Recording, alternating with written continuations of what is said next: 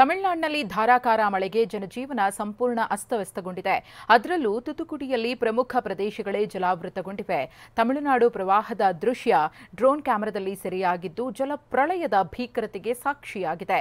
ಜಲಾವೃತಗೊಂಡಿರುವ ರಸ್ತೆಯಲ್ಲಿ ಟ್ರಕ್ಗಳು ಸಿಲುಕಿಕೊಂಡಿದ್ದು ಎಲ್ಲೆಡೆ ಜಲದಿಗ್ಬಂಧನ ವಿಧಿಸಿದಂತಾಗಿದೆ.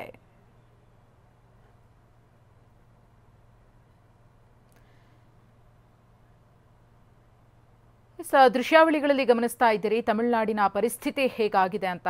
ಹಲವು ಜಿಲ್ಲೆಗಳಲ್ಲಿ ಇದೇ ರೀತಿಯ ಚಿತ್ರಣ ಕಂಡು ಬರ್ತಾ ಇದೆ. ಡ್ರೋನ್ ಕ್ಯಾಮೆರಾದಲ್ಲಿ ಸೆರೆಯಾಗಿರುವಂತಹ ದೃಶ್ಯಗಳು ಪ್ರವಾಹದ ಭೀಕರತೆ ಹೇಗಿದೆ ಅನ್ನೋದನ್ನ ಸಾರಿ ಹೇಳ್ತಾ ಇದೆ. ಸಂಪೂರ್ಣವಾಗಿ ಊರುಗಳೆಲ್ಲವೂ ಕೂಡ ಜಲಾವೃತವಾಗಿದೆ, ಜನಜೀವನ ಅಸ್ತವ್ಯಸ್ತವಾಗಿದೆ.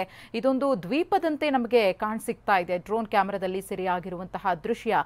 ಆ ಪರಿ ಮಳೆಯಾಗಿದ್ದು ಜನಜೀವನವೇ ಅಸ್ತವ್ಯಸ್ತಗೊಂಡಿದೆ. ಹೊರಗಡೆ ಕಾಲಿಡೋದಕ್ಕೂ ಕೂಡ ಆಗದಂತಹ ಪರಿಸ್ಥಿತಿ ಒಂದಷ್ಟು ಕಡೆಗಳಲ್ಲಿ ನಿರ್ಮಾಣವಾಗಿದೆ.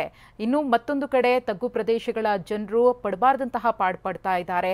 ಹಾಗೆಯೇ ವಾಹನಗಳು ನಿಂತಲ್ಲೇ ನಿಂತಿವೆ, ಮನೆಗಳು ಮುಳುಗಿ ಹೋಗಿವೆ. ಸಂತ್ರಸ್ತ ಕೇಂದ್ರಗಳಿಗೆ ಅವರಿಗೆ ಆಶ್ರಯ ಸಿಗ್ತಾ ಇರೋದು. ಸಂಪೂರ್ಣವಾಗಿ ಯಾವ ರೀತಿಯಾಗಿ ಜನವಸತಿ ಪ್ರದೇಶ ಮುಳುಗಡೆಯಾಗಿದೆ ಅನ್ನೋದನ್ನ ಗಮನಿಸ್ತಾ ಇದ್ದೀರಿ. ಇಲ್ಲಿ ಜನ ವಾಸಿಸ್ತಾ ಇದ್ರ ಅನ್ನೋ ರೀತಿಯಲ್ಲಿ ನಾವು ಪ್ರಶ್ನೆಯನ್ನ ಹಾಕೊಳ್ಬೇಕು.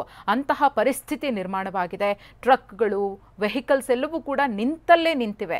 ಒಟ್ಟಿನಲ್ಲಿ ತಮಿಳುನಾಡು ಸಂಪೂರ್ಣವಾಗಿ ಮಹಾಮಳೆಗೆ ತತ್ತರಿಸಿ ಹೋಗಿದೆ ಅಂದರೆ ನಿಜಕ್ಕೂ ಕೂಡ ತಪ್ಪಾಗ್ಲಿಕ್ಕಿಲ್ಲ. ತಮಿಳುನಾಡಿನ ತುತುಕುಡಿಯ ದೃಶ್ಯಾವಳಿಗಳನ್ನು ನಾವು ನಿಮಗೆ ತೋರಿಸ್ತಾ ಇದ್ದೀವಿ. ಡ್ರೋನ್ ಕ್ಯಾಮೆರಾದಲ್ಲಿ ಸೆರೆಯಾಗಿರುವಂತಹ ಪ್ರವಾಹದ ದುಸ್ಥಿತಿ ಇದು.